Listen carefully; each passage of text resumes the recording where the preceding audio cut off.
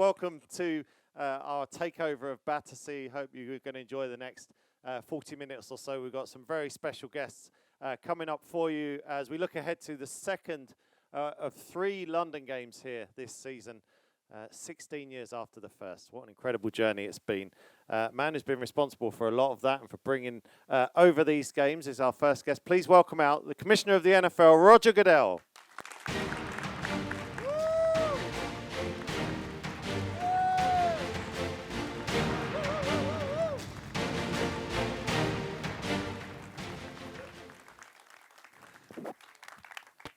Our next guest has a long list of achievements. She is the Great Britain's women's captain. She is a former Buffalo Bills assistant coach. She sits next to me on the sofa for 8 hours every Sunday night on Sky Sports NFL. And she is blazing a trail as a global ambassador for the NFL's flag football program. Please welcome the great Phoebe Schecter.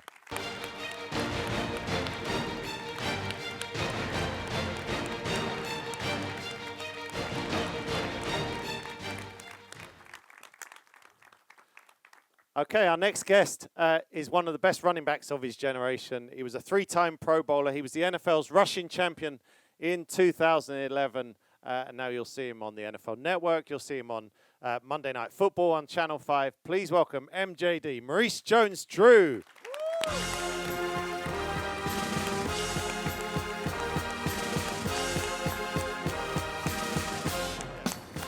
And apparently a British superstar. I didn't have that on the list. Yeah, you forgot that one.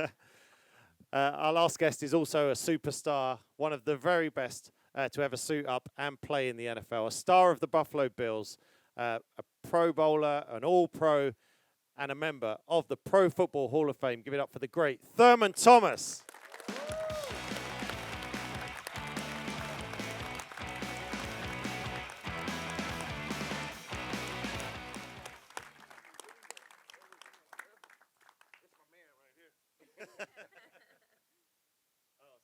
Here we are, Commissioner. It's incredible to think that we are now in game number 35 of the regular season here in London. From 2007 to here, quite a journey. Yes, it has been. I agree with you. It shocks me every time I think back about it because when we first, our international team really came up with the strategy of regular season games. And they came in and mentioned it to me. I was a little bit, wow, that's a big one. But it's really been extraordinarily successful. And I think I can look at that from the fan standpoint. I think being able to share our game with fans here and regular season games, I think has been really a game changer, no pun intended. On the other side, it's been a game changer for our clubs. I think they've learned that it's not actually a negative, it's actually in some ways a positive. That first year was Miami and the Giants, and I'm quite certain that was the year the Giants sort of came into the game about 500, and they went on and won the Super Bowl. Right. And so Tom Coughlin and several, even OC talks about it. It was sort of a chance for teams to come over and sort of build that bond, and that was really sort of a change in the season for them. And brought them together to win the Super Bowl.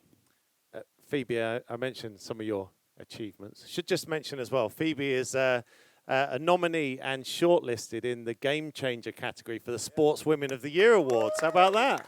Thank you. Thank you so much. I appreciate that. How much do you enjoy sitting next? No, I won't ask that question. I'm just there for the snacks, let's be honest. For 8 hours. Imagine that for 8 hours, me banging on for 8 hours. Yeah, it sounds really good, Neil. How much do you enjoy the flag football message you're able to deliver around the UK, but also around the world? You know, I feel so fortunate to be in the position to be able to talk about flag football, share flag football with the world, obviously play it myself. And I think ultimately for me, I know how much flag football, American football, has changed my life and really as a female empowered me and given me so much confidence. And if I can just share a little bit of that with other people, then I feel like we can be successful. But this game is for everyone in every shape and size, whatever your ability is. So there's a place for you within the sport. And I think that's really quite a special thing about flag. Yeah, absolutely. MJD, Jags are going to play their 11th game in London. They've been kind of leading the way, haven't they? they've been doing a great job. I really think was it 2013 Yep, possibly first was our one. first Yep. year, and to see the way the game has changed till now, to see the way the city and the British people of the UK and really all over the world have come to be Jags fans has been awesome. You know, I always talk about the billions and billions of Jag fans around the world, but it's because of here, right? They play well here, they win here, which earmuffs, Thurman, earmuffs. Jags have been, we've beaten some really good teams here, and I really believe it's because they've embraced the city and the city has embraced them, and they have a big fan base here. And when the fans are cheering loud and yelling, and I don't know if handsome Henry's here, but a couple years ago his Dolphins got beat too, and it was an awesome thing. Like for some reason the Jags just play well here, and maybe it's because I left and then we decided to start playing well, but they've really loved it here, and to see them play back-to-back games this year is even better. So I think they're trying to prove that you can do different things outside the box and still be successful, which will help grow the game. You started it though, because I was doing some work for the Game Day magazine the other day, and I looked at the game book there. First offensive play for the Jags in London, MJD 11-yard run. Then it kind of went a bit south. Was it 11? Apparently. Was that long for that year?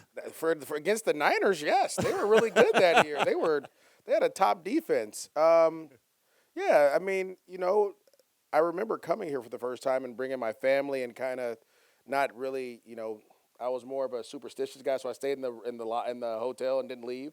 But to come here and then like kind of see what it's like, and then obviously retire and come back as a broadcaster and just watch and see how people really have embraced the Jags. It's been awesome to see that. Like, we didn't have the biggest fan base when I was there, but to see how it's grown has been really exciting. I know for them and for me and my family, because my kids are Jags fans. We don't get to root as positive as we want to in the States. So it's been nice to see them get victories here for sure. Thurman, talking of fans, the fan numbers continue to grow in the UK every year, but London will be full of red, white, and blue as well this weekend, won't it? What was it like to play for the Bills Mafia?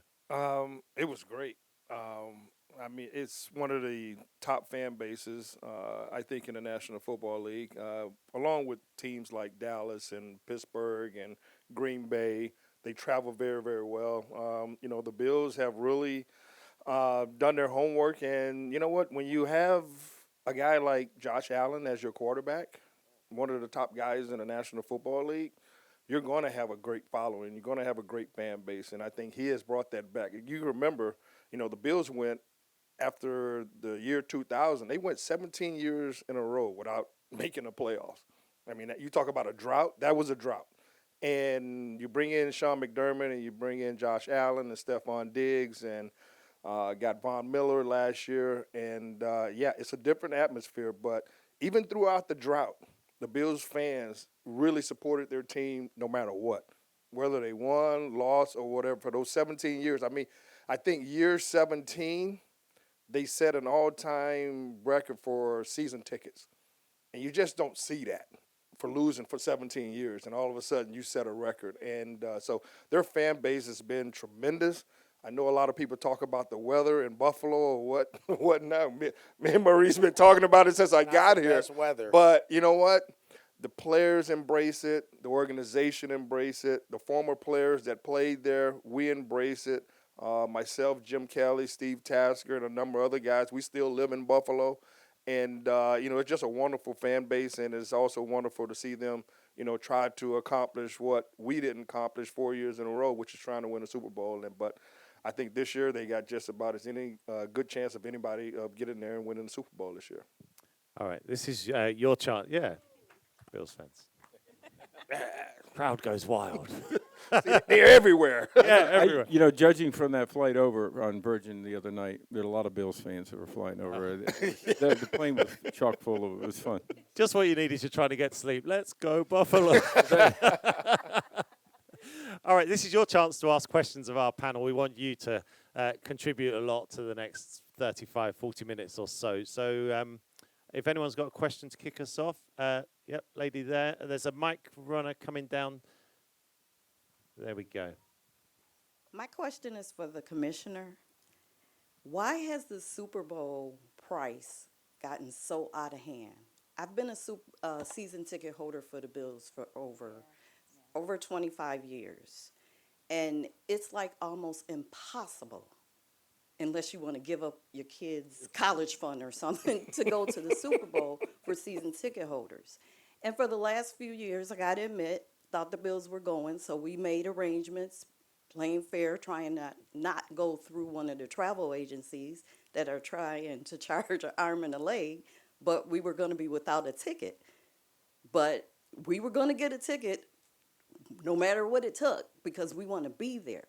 But why has it gotten so out of hand? If we're not movie stars or rich, it's almost impossible for us to go. Now, I do know that the teams back in the years when Thurman, when you went to the Super Bowl, they had the lottery. But if you weren't lucky enough to get in the lottery that they pulled your name, you still couldn't get a ticket at a decent amount. But now that price has even, we're not going to talk about, it's over quadrupled. Why is it so difficult for season ticket holders? Well, it's pretty simple, really. It's just called supply and demand. There's so much demand for it. We used to have that lottery. We used to make sure those tickets went to fans. I think we had 1,000 that went to fans. Every single one of them was sold on the secondary market for multiples over that. So the fan didn't actually go. They used the money, and rightfully so. They won the lottery. They have the right to do it. But the secondary ticketing has changed dramatically. And so what happens is a fan gets that ticket, and if somebody says, I'd like to buy that for 5 times that, and there is that demand out there, fans make that choice. They have a right to make that choice. The price of the ticket is definitely higher, but I would say that all of us are facing that with everything we do in our life. So the ticket prices go up based on frankly, the demand also. Okay, but do you also feel that it's right when you have a stadium that's 60,000, maybe seats 60,000, and you have 2 teams that they have made it to the Super Bowl, and you just said 1,000? If it fits 60,000, it's fair to just give 1,000 to each team season No, ticket that's not what I said. We did 1,000 through a lottery. Through a lottery. We give tickets to the teams also. They get, I think the 2 teams get 15% of the tickets each. 50. So 30%, and then the host team gets, I believe, 10% above that. So a lot more tickets go to the fans, but that was just talking to you about the lottery system that we have. All right, thank you. Let's take another question. Let's go, gentleman in the front row in the Jags jersey. Yeah, go on, MJ. Do you get paid for that, MJD, when he wears that jersey? What is it, $1? It's just fan $2? love. That's all it is. It's love. Thanks, Neil. Another question for the Commissioner. I know there are barriers in the way of doing this, but how long before we get a Super Bowl in London? He's gone straight in there. You might have to talk to her over here. So after that, that's it's a good question.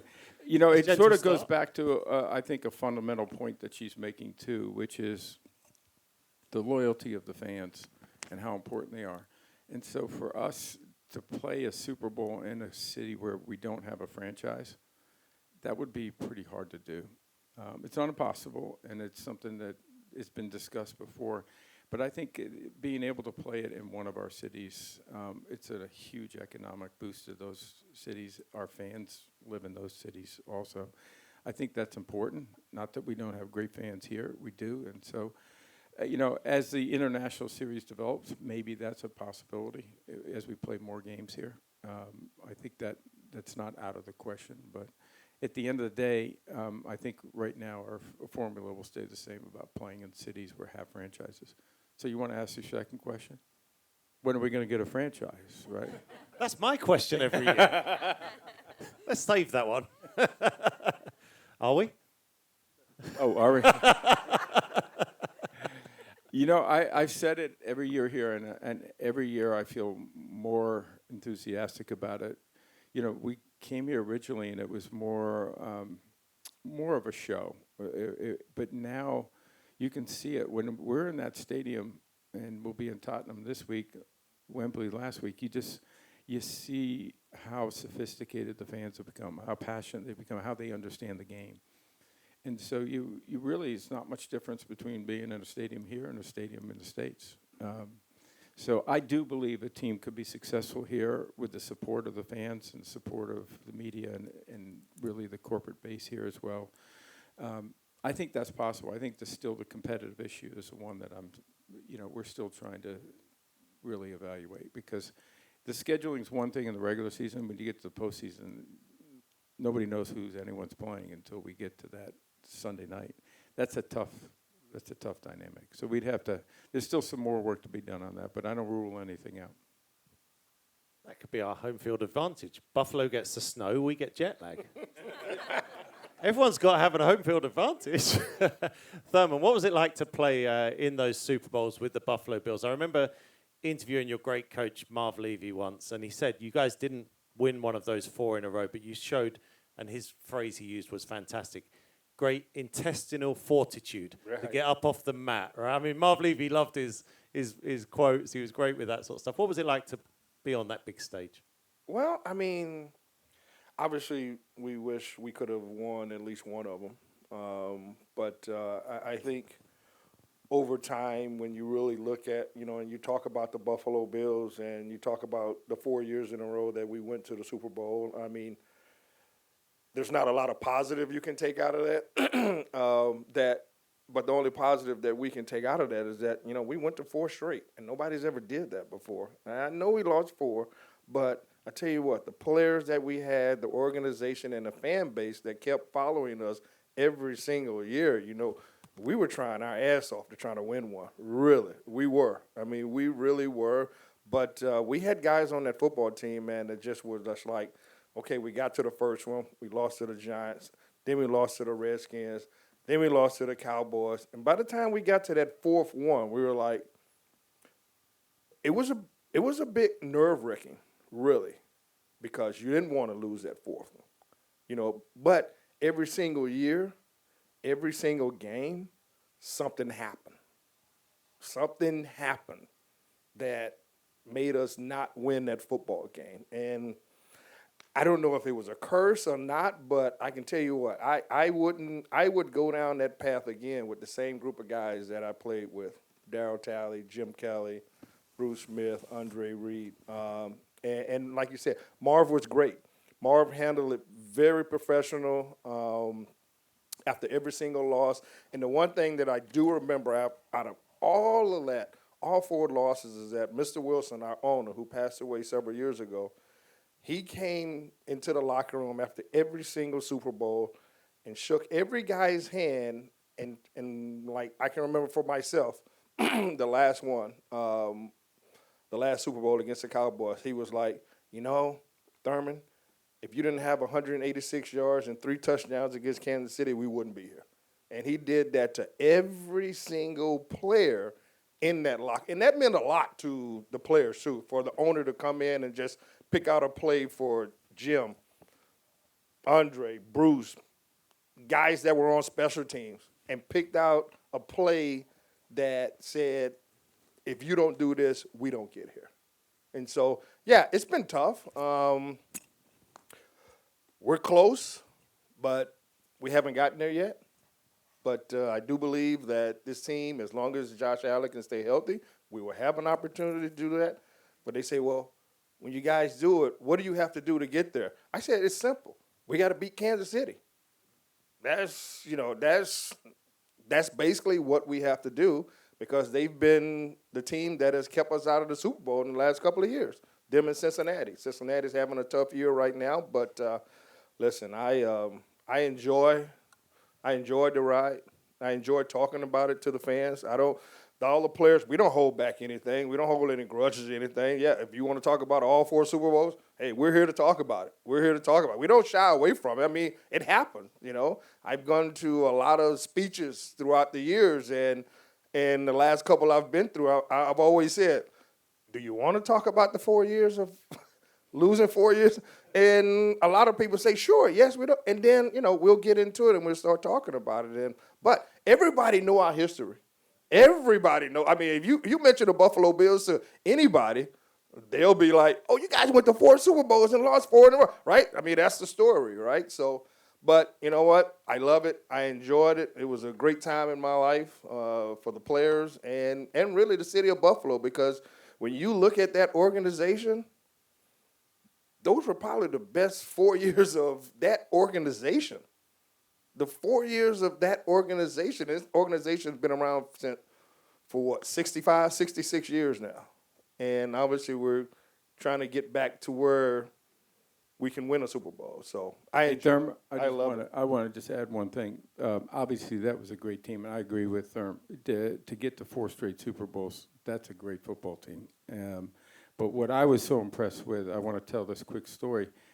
One of my jobs at that point in time was to meet the Super Bowl guys the morning after to get them over to Hawaii for the Pro Bowl. So all the guys Thurm's talked about just a minute ago, Kelly and Bruce and all those great players, they showed up at 4 in the morning every year to get on the bus, to go get the plane, to get to Hawaii. I know that doesn't sound like tough duty, but these guys were incredible people, and they were responsible. They were there without asking. They were kind and generous to everybody around them. To me, it speaks about who they are as people and as professionals and as classy people. And they treated me as a young intern the same way they treat me today, which is not good, by the way. But they were awesome. And that always stuck with me, is that at the worst of times when you're probably at your lowest from a disappointment and not being able to win the Super Bowl, those guys were the best professionals and the best people I've ever met. All right. So just a moment, I'm going to get another question from the Commissioner. Talked just a second about a potential franchise, media support, fan support. Obviously, you need to lay down roots, and the NFL Foundation UK is a wonderful thing working in the community. I want to give a shout out. I think we've got some charities here in the audience who are funded by NFL Foundation UK. Give a cheer at Badu Community. There we go. Yeah. Big Kid Foundation. Deptford Lionesses, HR Sports Academy, Muslima Sports Association, Single Homeless Project, and the Change Foundation. So if anyone's brave enough, I'd like the next question to be from somebody at one of those charities. Has anyone got a question? Anyone from Big Kid got a question? I can see the big, on the end. Yep. They'll get the mic up to you. This question is for Phoebe. How did you feel as a woman playing in the NFL? So when I was coaching in the NFL with the Buffalo Bills, and I think, we just heard a lot about the Bills here in terms of what a great organization they are and the way that they're such amazing humans. The Bills are owned by the Pagulas, Kim Pegula and Terry Pegula, and Coach McDermott, our head coach, he has daughters as well. And I think there's this really great trickle-down effect from the top down. And when you have incredible owners and incredible leadership at the top, for me, it never was about being a woman in the NFL. The players were the same way, right? They just want to know, will you get me better? Are you going to be able to help me?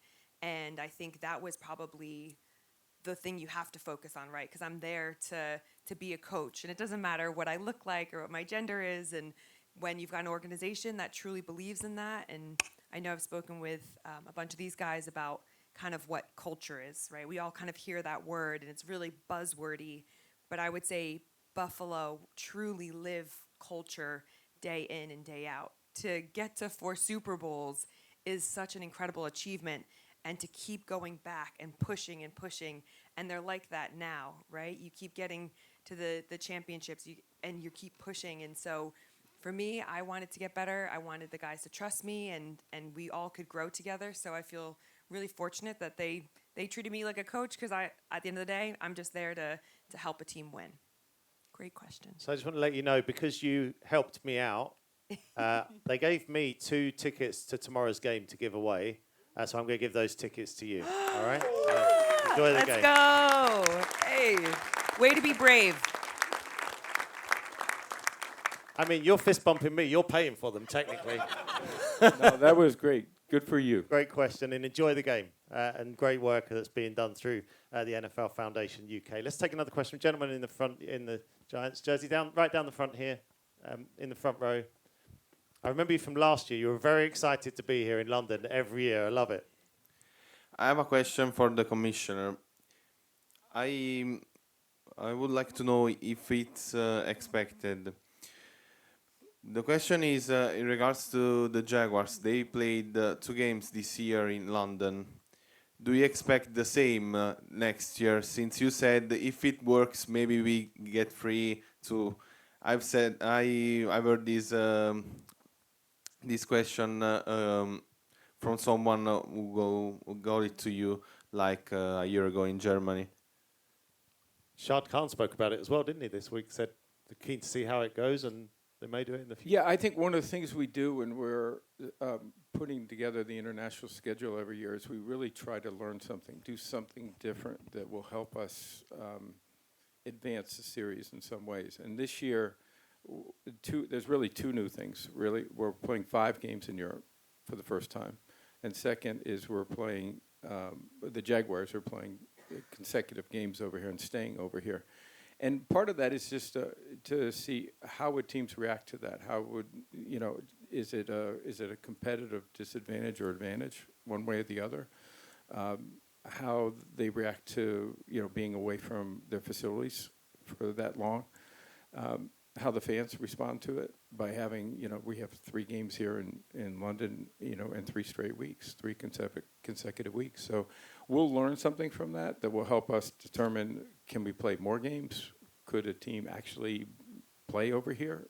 Could it deal with the competitive issues of being here for a period of time, including a visiting team? So if somebody came over here to play against a London franchise, and let's say there was more than one team over here, they would probably stay for a few weeks. So this will help us understand the challenges that we might have and what we could do to address that. All right, my ears just pricked up. You just said more than one team. More than one London team. You did. All right, I'm just checking. All right. MJD, do you think that if, yeah, true. Yep, you should always put that if in. MJD, do you think because the Jags have been coming for so long, and like I said, this is their 11th game tomorrow, that's allowed them to have that comfort because coaches are creatures of habit, players are creatures of habit, and now because they know what to expect in London, what kind of support they're going to get, that's why we're seeing them play back-to-back. Yeah, I think there's been multiple coaches who have come with the Jags. I think as an organization, they understand how to maneuver when they get here. They know when to fly in. They know I think it kind of goes back to the whole international series of just learning. Every time you come over here, you're learning something and you're figuring out and you're trying to fine-tune what you do to help you be successful as possible. Is it bringing your own chefs? Is it, we leave at a certain time, we land at a certain time so we can practice when we get here? Or do you let them sleep? Or there's just so many different things that go into it. But it's the commitment. And I credit Shad Khan and then obviously his staff and his group for wanting to learn and wanting to go out there and try to be on the cutting edge of football because it is important in growing our game, right? I think as we continue to go, I don't know, did flag make it to the Olympics this year? Do we make the cut? We haven't heard yet, but it's moving in the right direction. There we go. We'll hear soon. But again, being able to, I did the World Games last year in Alabama, and to see flag football growing, and so continue to grow our game and be able to have that connection around the world is huge. And for the Jags to be on the forefront of that, I think is very important. In the fact that obviously Shad's he's not from the States, right? So he's kind of getting guys. And to be honest, like the reason I got a passport was because we had to come to London. Like I never do anything. Like that's the thing I think a lot of fans don't understand. A lot of players, at least the ones that I played, we didn't have passports. I never thought about traveling overseas until I got a chance to come here, and it kind of expanded my mind and my world and changed who I became as a person because, being from a small town that I'm from, like you never think that London, like you only see it in the book or on a globe.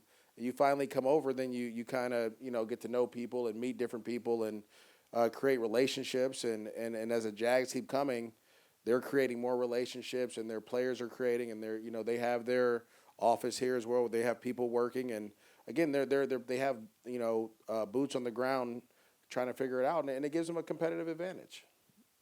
All right, let's take another question. Let's go up this side. Yeah, Jags jersey on the edge there, giving us a wave. There we are. Thank you, Neil. MJD, do you think we're now looking at the end of the era for the mega contract for running backs? It seems to be more running back by committee now. Yeah, no Saquon, no chance for all you Giants fans out there. No, I think the league is it goes in cycles. When I played, the running backs were getting paid a lot of money, which was awesome. Don't let me not say it wasn't.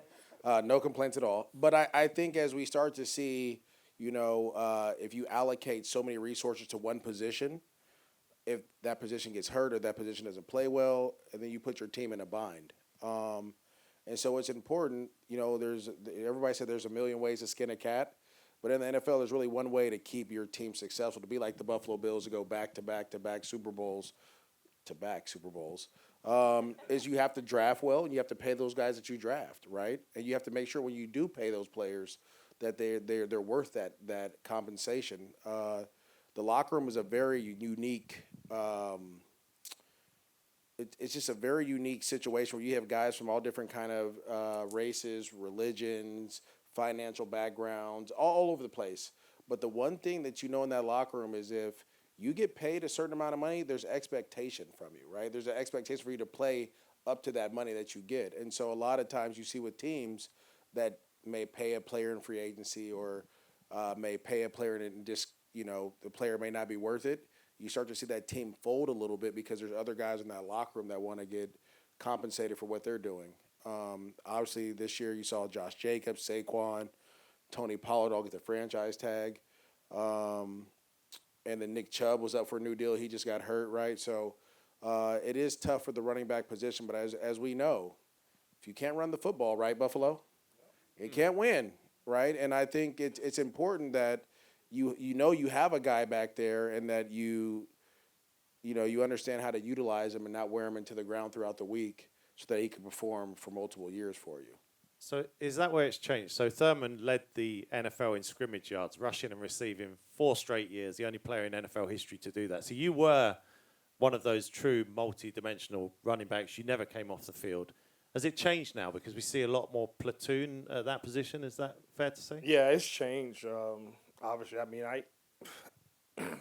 we haven't had, 4 or 5 players in the last 4 or 5 years. There's only been a handful of guys that have gotten over 1,000 yards.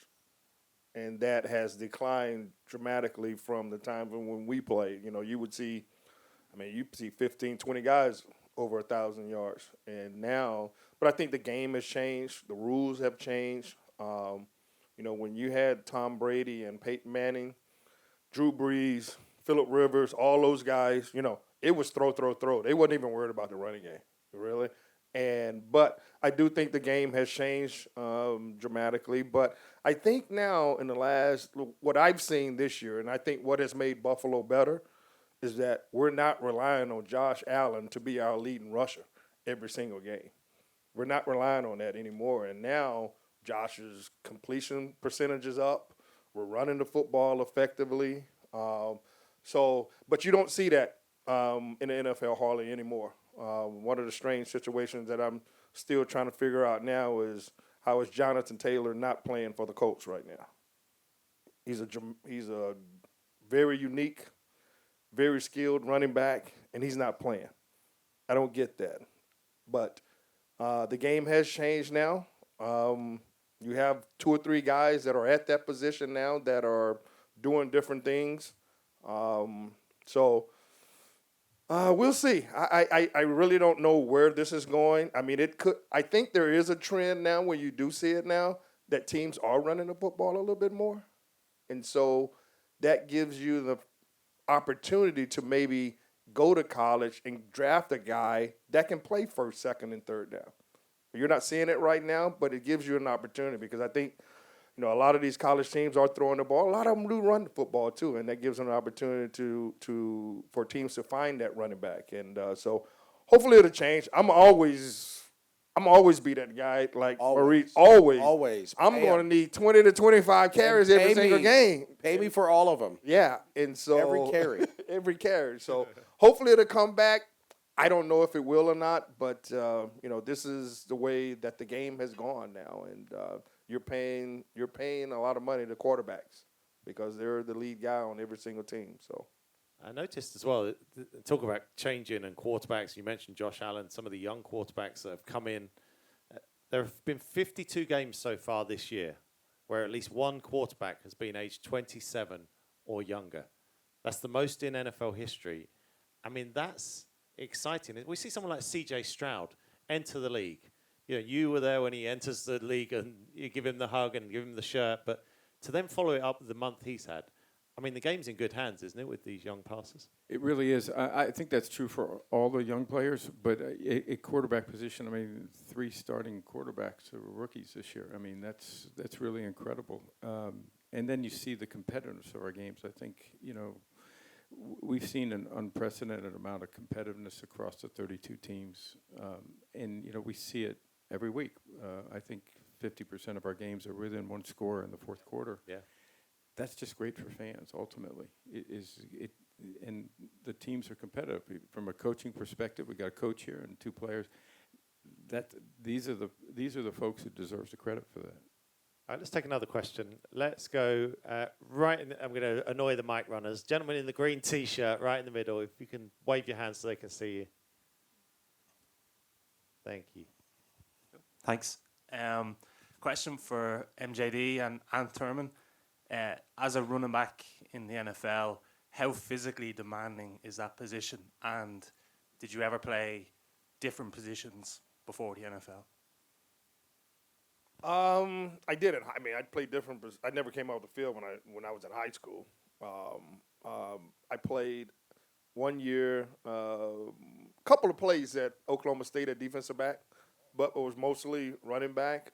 So I mean, it's. What was your question again? How physically demanding is? Man, you know what? Back in the day, it was high level, trying to get back and be at least 90, 95, or 100% every single week, especially if you're carrying the ball 20, 25, 30 times a game. I mean, it was a grind. It really was a grind because that's what you wanted, and the coaches agreed. This is what we need. And so, yeah, for me, but I was a guy, I never missed practice, hardly ever missed a game. You know, my mindset was, okay, we play Sunday, I can rest Monday, can rest Tuesday, but I didn't.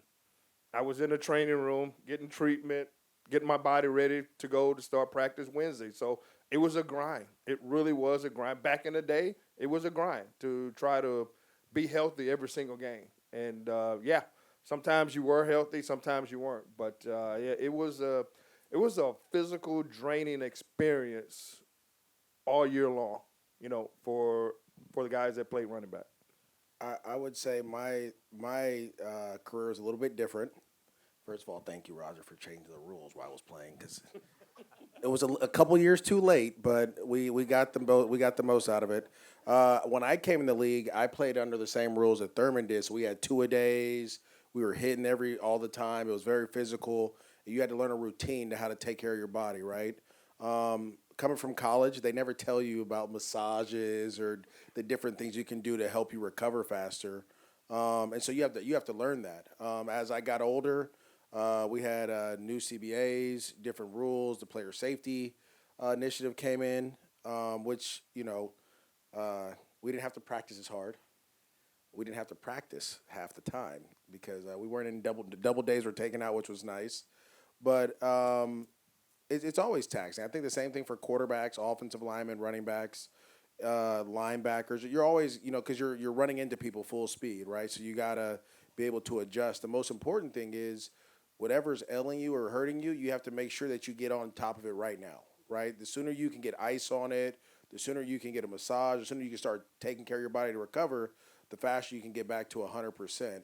But there were some games where I didn't probably feel the best until Saturday night, right? Go to sleep, you wake up like, okay, I can do it. But there were some days like, you know, Thursdays, like you just don't feel like you can run full speed, or, you know, you have so much lactic acid built up or whatever it may be from just having a tough game. And so you figure out a way to get through that. And partly is that you got to be a little off too, because I know if I didn't get the amount of carries and I wasn't as sore as I felt I should be, I'd be in the coach's office. We'd be having a conversation. So, yeah, I'd be like, hey, now, listen, I didn't come all the way over here Give me the ball. to Florida to not be sore. So, but I just think you just kind of get used to it. I played a bunch of positions as well, and I've been playing football since I've been 8, so I know what that feeling's supposed to feel like when you have a good game. You have a good game, there's a certain type of soreness you're supposed to have. It sounds crazy, but it feels good, right? Like, oh, yeah, I put in some work today, right? And then if I don't feel that way, knocking on the coach's door like, hey, we got to get this feeling back. Phoebe, how much is coaching now as well about making sure those players are fresh come Sunday and ready to entertain all of us? Is that always a factor that's taken in? Yeah, I mean, I think now you look at the coaching in the NFL, and it's really a much more holistic approach, right? So, yes, we're absolutely talking about physical, but you're mentally, spiritually, emotionally, how can we make sure that we can support our players as best as possible? So, going from having a chaplain on staff to having a sports psychologist there, and obviously, the best ones, obviously, like you two, they know how to take care of their bodies, and as coaches, we can help direct them, but it really comes down to you as an individual, and you know yourself better than anybody else, and that's part of being a professional. You get to the NFL, this is now a job, and so you have to treat it as such and treat your body as such and your mind, because that's a really big part of it. You'll see a lot of the teams now working on visualization, really putting yourself in those moments, but I think that's been one of the really great things is actually how do we look at each athlete as a complete person and how can we help them in every single area of their lives? All right, last question from me. Commissioner, you mentioned earlier that we talked with MJD about that comfort level. We talk about what's next, and that's been kind of touched upon a bit. Does the comfort level with the UK and what we saw in Germany was just incredible last year. Can't wait for Frankfurt. That was amazing. When you've got 2 successful places like that, does that encourage you to then start to, as a league, be able to look further afield and consider more ambition going forward? Absolutely, and I think it works the opposite way too. I think a lot of markets are looking at we want that opportunity. So, and we're seeing that. We actually have 3 or 4 markets that are here this weekend or next weekend that are interested in hosting a game. So, and frankly, that's all because of, frankly, the UK fans, right? You're the ones that started this. You should take a great deal of pride in that, and you're the foundation of that. We will not stop playing games in the UK. But we will play more games in other markets because we want to be a global sport. We intend to be a global sport, and that playing those games, as you know, sharing that experience is how you really develop your game. Obviously, you need media support and other fan initiatives, but and frankly, having them play the game on the ground. So all that's important, but I do see us playing in more markets very soon, as early as next year. All right, fantastic. To the ticket winner, make sure you stay afterwards, and somebody from NFL will come and find you and hook you up with those tickets for tomorrow's game. Ladies and gentlemen, enjoy the rest of your day at Battersea. Hope you can get out to the fan event, take a look at everything that's going on there. But please join me in thanking Commissioner Rodger Goodell, Phoebe Schecter, MJD, and Thurman Thomas. Thank you. Thank you.